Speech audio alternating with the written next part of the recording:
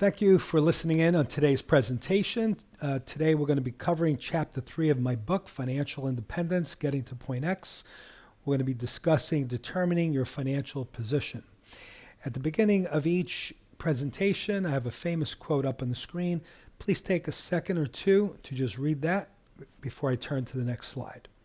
So the first question we ask in this book is, do you know the value of your financial net worth? And then the second question we ask is, do you know where your cash inflows and outflows are coming from? If the answer to that question is no, then I would strongly recommend that you find out the answer to those questions. So what do we mean by financial net worth? Your financial net worth is basically a statement that measures your net worth. So we list out all of your assets, everything of value that you own, and then from there, you list out all of the liabilities that you have. The difference between your assets and your liabilities will calculate your financial net worth. So while we're doing this financial statement, you also need to make a distinction between the difference between your investment assets and personal use assets. Why is that critically important? Well, let's say you have a big expensive house. Is that an investment asset or a personal use asset? That actually is a personal use asset. Investment assets are the ones you need to accumulate the most of because those are the assets that are going to generate income for you on your road to financial independence. Personal use assets are things you own, such as your home, a fancy car, jewelry, whatnot. These are going to be the things that dictate your standard of living, how you're living, whether you're living large or modestly. Ultimately, to become wealthy, you first have to follow these basic rules.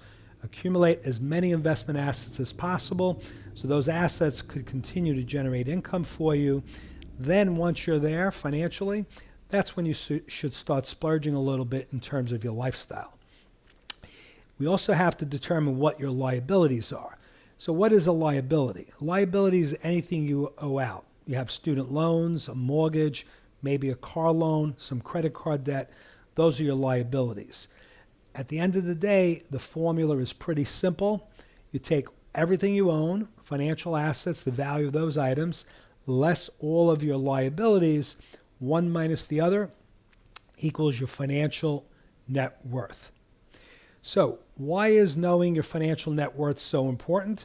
Simply because in order to achieve financial independence, just like any type of roadmap, and by the way, the book here resembles a treasure map, in order to know where you're going, you first have to define where you are so that you could get there, right? Just like any GPS system, it first has to know the location you're at. That's the very first step. So once we get a clear picture of what your finances look like, then we could set goals, whether they be 1 year, 5 years, 10 years, or even 30 years down the road. You have to start your journey by knowing where you are today, and then we revisit that on an annual basis and make adjustments as we see fit. In this particular example that I have up on the screen, it comes right out of my book. It's an example of a couple whose finances are not so bad, but there was definitely a lot of room for improvement. So we list out at the top all of your assets, such as cash, money and savings accounts, CDs, your investment assets. You'll list all of those out. Those are at least some of our assets. On the other side, you have your liabilities, things like credit card debt, credit card, long-term mortgages, student loans, and things of that nature. Further down the line here, we have some of the other assets, cash surrender value of your life insurance policies, the value of your home, your furniture, your autos. At the end of the day here, when you tally up all your assets and all your liabilities, you're going to come out with your financial net worth. In this particular case, this couple's net worth comes out to $392,700. So that is what they're worth financially as of today, and that's going to basically be the starting point of where we need to go. The other critical statement that you need to prepare for yourself is called the statement of cash flow. This is where we take a look at all your cash inflows as well as your cash outflows. How many of you have ever asked yourself at the end of the year, you saw your W-2, you made really good money that year, but you find yourself with no money in the bank and you say, where did all my money go? Well, from the previous chapter about taxes, we know that probably half of that money went to taxes. And then the rest of it, if you can't answer where that money went, then you're really not in a good position. So by studying where your money is coming from and where it's going, that'll put you in the best position to decide what costs can you cut back on in order to achieve financial independence, and a bare minimum so that your cash inflows exceed your outflows by at least 10% or more, because that's the amount you want to set aside at a bare minimum to get to financial independence. So with a cash flow statement, we identify the cash that is coming in, that's the inflows, cash going out, that's the outflows. Then you're going to segregate your outflows in two categories. One is going to be your essential outflows, and the other will be your non-essential outflows. Clearly, those non-essentials, those are the ones you want to think about, if not eliminating altogether, at least minimizing, so that you can leave yourself with more money by the end of each period. So with all the different goals that we have, right? We have numerous financial goals. The question is going to become, what's most important to you? One is it paying yourself first and saving?